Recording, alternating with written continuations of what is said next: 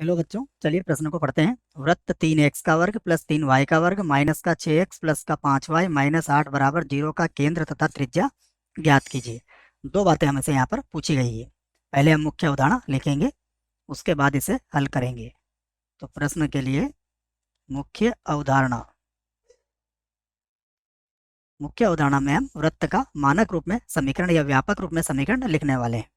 तो वृत्त का समीकरण होता है x का वर्ग प्लस y का वर्ग plus 2gx plus 2fy plus c बराबर 0। इसका जो केंद्र होता है वो हमें याद होना चाहिए। इसका केंद्र होता है -g, -f, और इसकी जो त्रिज्या होती है, जो हम r से व्यक्त कर सकते हैं, इसकी त्रिज्या होती है वर्गमूल के अंदर g का वर्ग प्लस f का वर्ग और माइनस c। अब यहाँ से हम इस प्रश्न को हल करेंगे। यहाँ से हल करते हैं तो यहाँ हमें जो समीकरण दिया है उसे लिख लेते हैं पहले। यह है 3x का वर्ग प्लस 3y का वर्ग माइनस का 6x प्लस का 5y माइनस का 8 बराबर 0। तो इसे व्यापक रूप में लाने के लिए इसमें 3 का भाग लगा देते हैं। तो ये हो जाएगा x का वर्ग प्लस होगा y का वर्ग, 3 का भाग लगाएंगे तो माइनस का 2x प्लस हो जाएगा 5/3y और माइनस हो जाएगा 8/3 बराबर कितना होगा 0। अब हम लिख सकते हैं कि समीकरण एक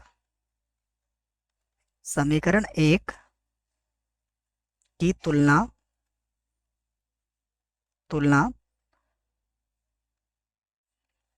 वृत्त x का वर्ग प्लस y का वर्ग plus 2gx plus 2fy plus c बराबर 0 से करने पर, जब इसकी तुलना करेंगे तो देखो 2g जो है वो किसके बराबर निकलेगा, -2 के। तो 2g किसके बराबर होगा, -2 के। इसका अर्थ हुआ g बराबर कितना हो गया, -1। उसके बाद देखेंगे तो 2f किसके बराबर होगा, 5/3 के। 2f बराबर होगा 5/3। इसका अर्थ हुआ f बराबर कितना हो गया, 5/6। उसके बाद c बराबर कितना है, -8/3। -8/3। तो सबसे पहले हम इसका केंद्र लिखेंगे। तो वृत्त का केंद्र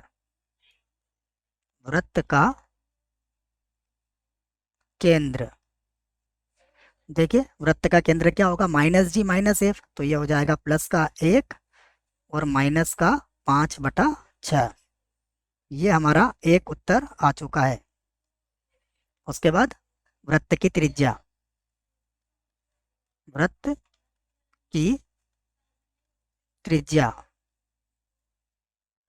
की त्रिज्या क्या होगी, वर्गमूल के अंदर ये होगा g का वर्ग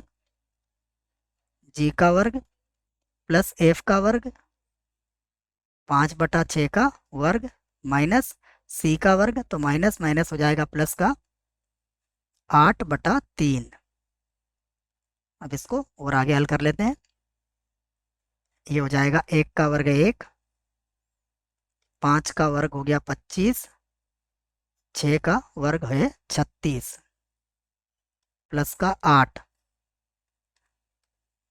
अब इनका लघुत्तम ले लेते हैं हम, है ना। ये 8/3 है।